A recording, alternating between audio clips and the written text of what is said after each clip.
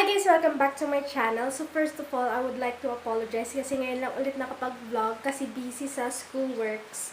And ngayon na nga lang mag-vlog tapos meron pa akong sipon. So, sorry for that. So for today's video, tuturuan ko kayo kung paano gawin yung kilay nyo. First, pumunta muna kayo sa pinakamalapit nyong salon para malinis yung kilay nyo kapag magkikilay na kayo. And itong tutorial na to ay para sa lahat ng pangkilay na gagamitin. Pwede sa pencil, pwede sa pomade, pwede sa powder. So, let's get started!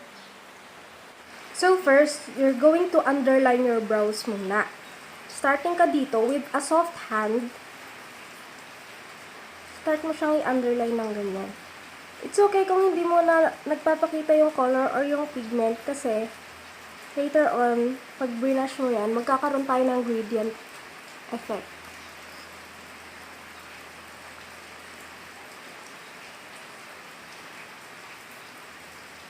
Yan, hanggang sa dulo. And always follow the 3-point rule. What is the 3-point rule? Ito yan. With something na straight, ilagay nyo dito sa dulo ng ilong nyo muna. Then, i-connect nyo dito sa may inner eyes nyo. Hanggang dyan lang yung kukulayan nyo kapag nagkikilay kayo. Again, with this stick, brush handle kasi siya. Dito naman, sa gitna ng eyes, para malaman nyo kung saan magka-curve yung kilay nyo. Para naman ma-determine nyo kung nasan yung tail, nose nyo ulit, tapos yung dulong corner ng eye nyo, malalaman nyo kung saan kayo mag-end sa tail ng kilay nyo. So, ayan na. Na-underline na natin yung eyes natin. Oops pala, sorry. So, ngayon naman, i-brush natin pababa yung mga buhok na hindi natin nasasagasaan yung nilagay nating eyebrow product. Using the eyebrow product again, pupuntahan kayo dun sa may point kung saan mag-start yung curve ng papunta sa tail ng eyebrows natin. With a soft hand pa din, syempre kasi starters pa lang tayong lahat. Ko-connect nyo siya pa konti-konti dun sa may tail nyo. Mariel, nakikita ba? Oh.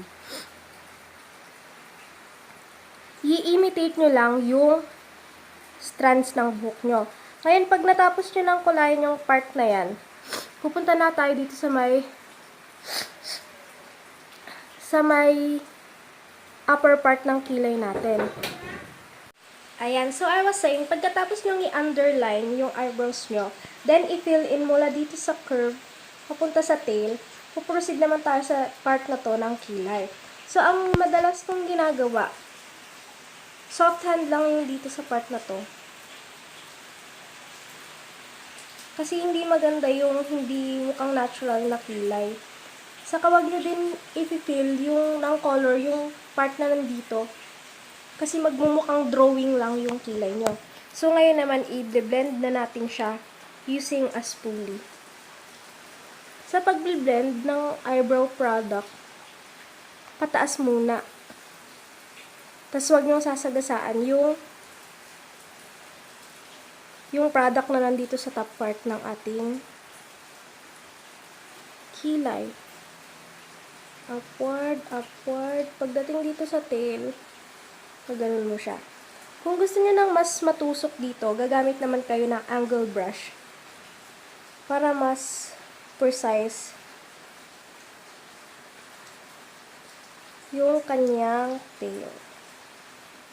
Ayan. Pagkatapos ng tail, i-brush down naman natin na hindi pa rin natin nasasagasaan yung pigment na nasa baba.